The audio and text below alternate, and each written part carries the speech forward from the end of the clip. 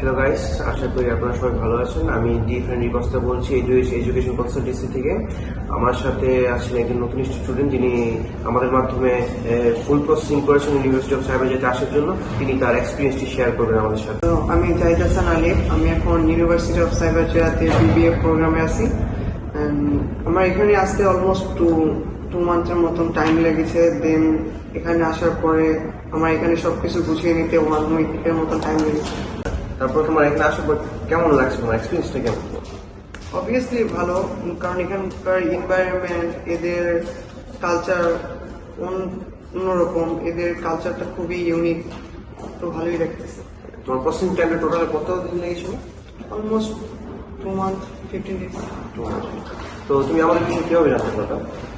আমার ফ্রেন্ড ছিল, তার সাথে আমি এই বিষয়টা নিয়ে কথা বলছিলাম যে আমি মালয়েশিয়াতে কোন ইউনিভার্সিটিটা বের হবে। সে আমাকে সাজেস্ট করছে আপনাদের কাছে। তো তুমি কি আমাদেরকে রেকমেন্ড করবে অন্য যদি নতুন স্টুডেন্ট আসতে চায় মালয়েশিয়াতে? অবভিয়াসলি আমি বলবো, কারণ আপনারা আমাকে সব ধরনের হেল্প করেছেন। লাইক আমার ভিসা প্রসেসিং, দেন হচ্ছে এয়ার টিকেট, দেন ইউনিভার্সিটিতে রেজিস্ট্রেশন, সবকিছুতে আমাকে হেল্প করেছেন। অবভিয়াসলি আচ্ছা, ধন্যবাদ তোমাকে এক্সপিরিয়েন্স শেয়ার করার জন্য।